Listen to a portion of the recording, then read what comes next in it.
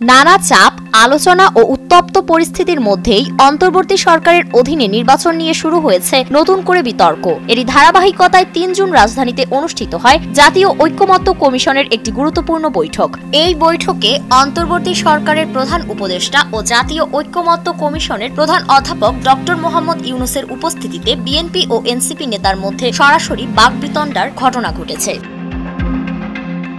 সাধারণ ফ্যানের দিন শেষ, আকিস ফ্যানে বাংলাদেশ। জানা গেছে ৩ জুন বিকেলে অনুষ্ঠিত বৈঠকের শুরুতে অধ্যাপক ইউনূস মূল বক্তব্য উপস্থাপন করেন এবং এরপর কমিশনের অন্যান্য সদস্যদের সঙ্গে মিলেই রাজনৈতিক দলগুলোর মতামত গ্রহণ করা শুরু হয়। এ সময় বিএনপির পক্ষ থেকে বক্তব্য স্থাপন করেন দলটির স্থায়ী কমিটির সদস্য সালাউদ্দিন আহমেদ। তিনি বলেন, বিএনপি নির্বাচন অনুষ্ঠিত করার বিষয়ে ৩১ ডিসেম্বরের একদিন পরেও সময় দিতে রাজি নয়।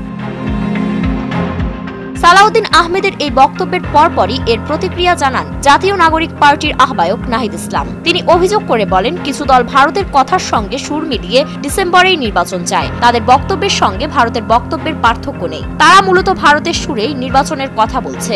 নাহিদের এই মন্তব্যে ক্ষুব্ধ প্রতিক্রিয়া জানান বিএনপি নেতা সালাউদ্দিন আহমেদ। তিনি জবাবে বলেন, ডিসেম্বরে নির্বাচন চাইলে যদি ভারতের সুরে কথা বলা হয়, তাহলে যারা নির্বাচন পেছাতে চায় তারা নিশ্চয়ই যুক্তরাষ্ট্র কিংবা চীনের সুরে কথা বলছে। বিষয়টি নিয়ে দুই দলের নেতাদের মধ্যে হালকা বাকবিতণ্ডা শুরু হয়। পরে তাদের শান্ত করেন উপস্থিত রাজনৈতিক নেতারা।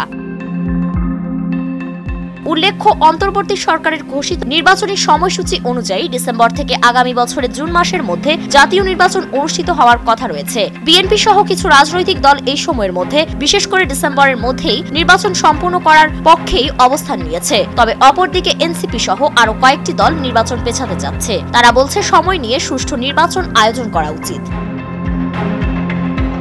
ফারিন রহমান কৃতি, নয়া দিগন্ত।